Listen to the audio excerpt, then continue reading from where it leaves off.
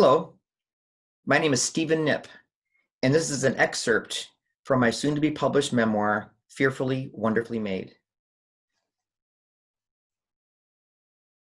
I woke up startled and wasn't sure why. Had I been dreaming? It was silent, void of the hacking cough that rattled my bedroom walls most mornings.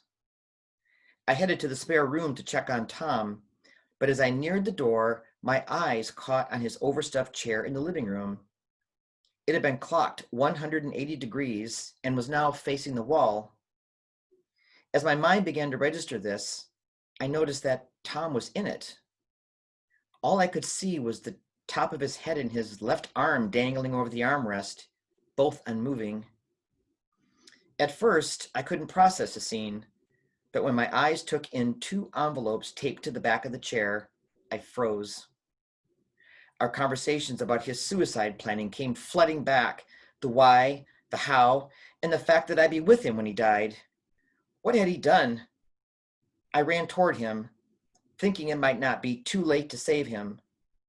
But when I touched his stone-cold arm, I knew he was gone. I looked reluctantly at his face. It was frozen, lifeless, pale blue.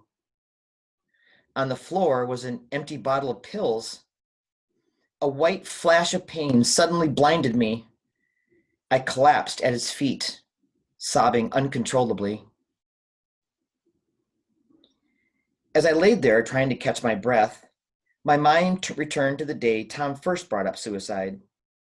It was after his second prolonged hospital stay when he broached the subject. We were standing in the kitchen putting away groceries, and Tom was winded from the mild exertion. Being reminded of his physical weakness after minor activity always exasperated him. "What's the point?" he said defeatedly. "My life is going to end anyway, so why should I be fighting so hard?" Over the past year, Tom had spent countless hopeful hours reading and talking to experts about curing himself of AIDS. But now, he looked completely dejected. "I'm so sick of being sick," he went on. He looked away for a moment, then returned his gaze to mine. "I need to tell you about something I've been holding back for months." This sounded serious. I looked at him intently and nodded for him to continue. "The last hospital visit scared me. I felt trapped like a prisoner. I don't want to die hooked up to tubes in a hospital, languishing day after day, doped up on morphine, half out of it, until I die. I don't want to go like that." It hurt to hear the pain in his voice, and I wasn't sure where he was going with this. Seeing the confusion on my face, he reached over and took my hand before continuing. "I've lost control of everything. It was something I prided in myself, that ability to control my destiny. I had a plan. As soon as we met, I started pinching pennies to save for a down payment on a house. We moved here together to make a life, but now that's over."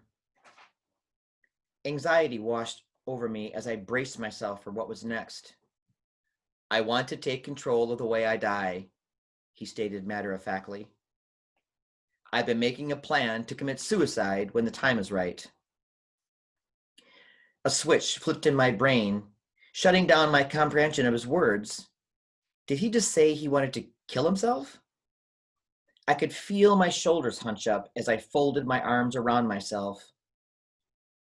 "You want to commit suicide?" I heard myself asking quietly. We had been through so much to keep him hopeful, and now he just wanted to give up? A cocktail of sadness and anger surged through me as I tried to keep myself from running out of the room. "Not right now, no," he assured me. "I want to have a plan, though, to figure out the details of how best to do it. I'll relax if I have something figured out." My brain could understand what he was saying, but my heart felt like it had just been shoved through a meat grinder.